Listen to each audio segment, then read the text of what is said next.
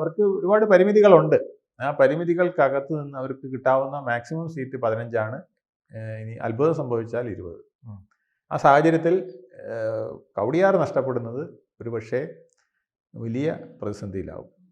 കവടിയാറിൽ ചെറിയ 15 കൂട്ടുമ്പോൾ അതിൽ ശബരിയെ ഒഴിവാക്കുകയാണോ? ശബരിയെ ഒഴിവാക്കേണ്ടി വരുന്നു. അതാണ് ഇപ്പോഴത്തെ അവസ്ഥ. ശബരി കൂടെ ചേർന്ന് 15 കിട്ടിയാൽ തന്നെ ശബരിക്ക് ഈ കൗൺസിലർ സ്ഥാനം രാജിവെച്ചിട്ട് അരുവിക്കര മത്സരിക്കാൻ അവസരം കൊടുത്തില്ലെങ്കിൽ അതും വീണ്ടും ഒരു വലിയ ചതിയായിട്ട്,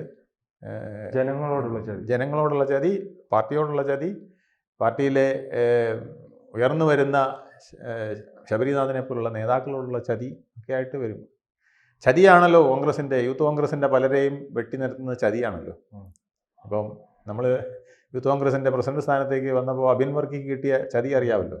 അതുപോലത്തെ ഒരു ചതിയാണ് ശബരിനാഥനും കിട്ടിയിരിക്കുന്നത് എന്നാണ് പൊതുവെയുള്ള വ്യാഖ്യാനം. അത് നിസ്സാരമായൊരു കാര്യമല്ല. അത് അദ്ദേഹത്തിന് പരാജയം സംഭവിക്കുകയാണെങ്കിൽ പാർട്ടിക്കകത്തുണ്ടാക്കാൻ പോകുന്നു. അതോടൊപ്പം തന്നെ ശബരിനാഥിനെ BJP സ്ഥാനാർത്ഥി പരാജയപ്പെടുത്തുകയാണെങ്കിൽ അത് കേരളത്തിൽ ഉൾപ്പെടെ വലിയ ഉണർവില്ല BJPക്ക് നൽകുക.